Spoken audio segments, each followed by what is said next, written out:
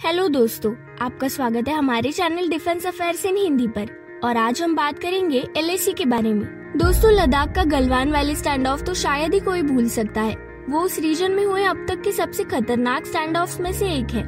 और इसके बाद सिचुएशन कितनी खराब हो गई, इसका अंदाजा आप इसी बात से लगा सकते हैं कि स्टैंड ऑफ के बाद से दोनों ही देशों की तरफ से 50,000 ट्रूप्स वहां डिप्लॉय किए गए। और अब इंडिया ने इन ट्रूप्स के साथ ही साथ अपनी सिक्योरिटी को और मजबूत करने के लिए कुछ और स्टेप्स भी लिए हैं। LAC के पास पेंगोंग लेक एरिया में अक्सर चाइनीज आर्मी इन्वेशन की कोशिश करती ही रहती है और इसीलिए इंडियन आर्मी के वेरियस ऑपरेशंस भी उधर चलते रहते हैं। और यही रीजन है कि इन ऑपरेशंस के दौरान अपनी कैपेबिलिटीज को बढ़ाने के लिए इंडियन आर्मी ने वहाँ एक लैंडिंग क्राफ्ट असॉल्ट डिप्लॉय किया है। इंडियन आर्मी का ये लैंडिंग क्राफ्ट असॉल्ट इन ऑपरेशंस में इंडियन आर्मी की क्वालिटीज को काफी इनहेंस कर देगा। ये एयरक्राफ्ट बहुत ही वर्सेटाइल है और इसने लॉन्च स्पीड और कैपेसिटी की सारी प्रॉब्लम्स को ओवरकम कर लिया है, जिसके बाद ये उस रीजन के लिए काफी सुटेबल भी है। और सबसे खास बात ये है कि ये एक इंडिजिनस एयरक्राफ्ट है, यानी कि इसे इंडिया में ही एक्वेरियस शिपयार्ड लिमिटेड द्वारा गोवा में बनाया गया है। पर इंडियन आर्मी ने इस रीजन में सिर्फ ये एयरक्राफ्ट ही डिप्लॉय नहीं किया है। इस एरिया में और भी कई प्लेटफॉर्म्स को LAC पर इंडियन आर्मी की कैपेबिलिटीज बढ़ाने के लिए इंक्लूड किया गया है, जो कि इंडियन आर्मी के लिए बहुत ही जरूरी भी है।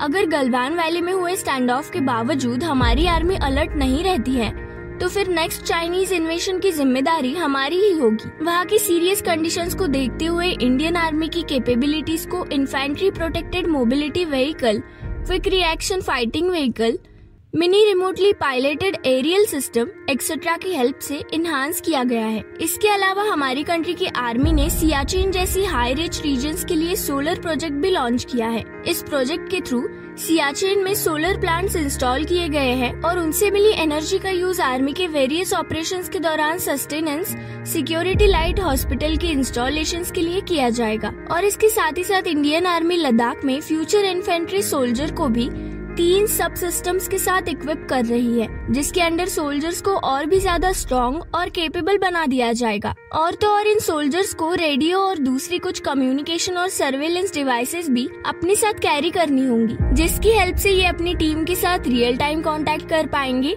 जो कि सियाचिन और दूसरी हाई अल्टीट्यूड रीजन्स में बहुत बड़ा इशू रहता है। दोस्तों, इतने मुश्किल सिचुएशंस में भी हमारी आर्मी हमारी प्रोटेक्शन के लिए दिन रात एफर्ट्स करती रहती है। उनके लिए कमेंट सेक्शन में जय हिंद जय भारत जरूर लिखिए और ऐसी ही नई वीडियोस के लिए चैनल को लाइक, शेयर और सब्सक्राइब करना ना भूले।